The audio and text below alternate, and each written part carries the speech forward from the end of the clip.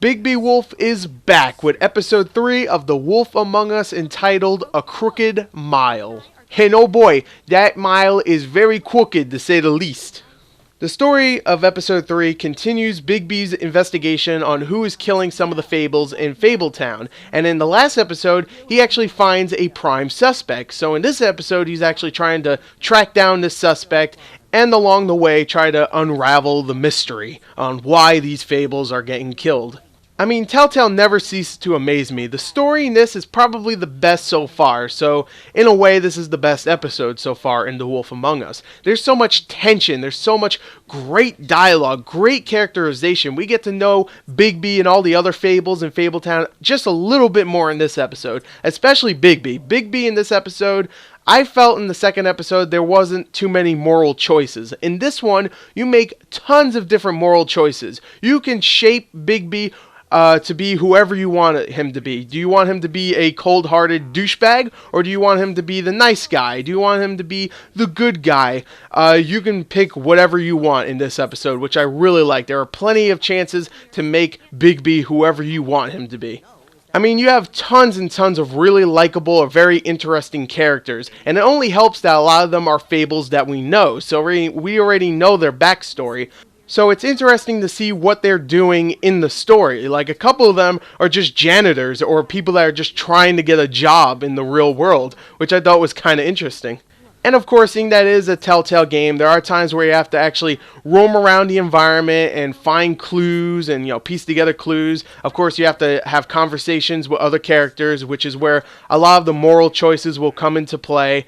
And there's times where you actually have to fight some characters, and there's button prompts you have to press, like A or B or whatever. You know what I'm talking about. If you've played one Telltale game, then you'll understand how the gameplay pretty much works in this episode, and all the other episodes, and even The Walking Dead, and most likely Game of Thrones and Borderlands, when those two come out as well. But one thing that's not typical to Telltale, and I think is kind of unique to The Wolf Among Us, is that, just like in episode 1, there are actually multiple different paths you can take. In episode 1, there was like 2 different paths you can take. You can do this one or you can do that one. In this one, there's a part where you actually can pick from 3 paths. And that actually makes it really interesting to do a second playthrough or even a third playthrough to see what's different if you take this path first before this one. If you play the game, you'll know what I'm talking about. But it's really interesting to see there's a lot of replay value and a lot of different choices you can make throughout the about an hour and a half of playtime. So there you go, I'm going to keep this review short and say this is an excellent episode to The Wolf Among Us. It's probably my favorite one so far. Different choices, different moral choices for your main character, and of course, a great cast of Fables that you come to know and either like or find very interesting. So overall, I love this episode. I think it is excellent. So let's end this with the positives and the negatives. The positives. Excellent storytelling. This is probably the best episode so far of this series, but actually one of the best episodes for any of their series so far. This is such a gripping and interesting story. I cannot wait until the next episode just to see where the story's gonna go. Multiple paths to take, which means of course you can replay it over and over again and do different paths and see different outcomes, which I thought was really awesome. The cast of characters are interesting and likable, especially Bigby, who, again, like I said, you can make him either hateable or likable. Matters on what you want to do. Do you want him to be a prick? Do you want him to be a good guy? Your decision. And of course, the writing is top notch in this game. Really snappy dialogue and some really good character chemistry.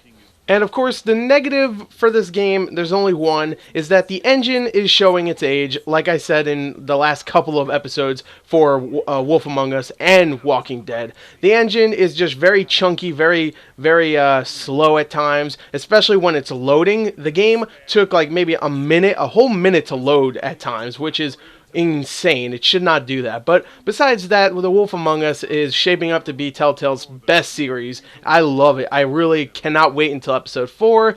I'm loving where this is going. So definitely go pick it up. There's my review. I hope you enjoyed it. Thank you and goodbye.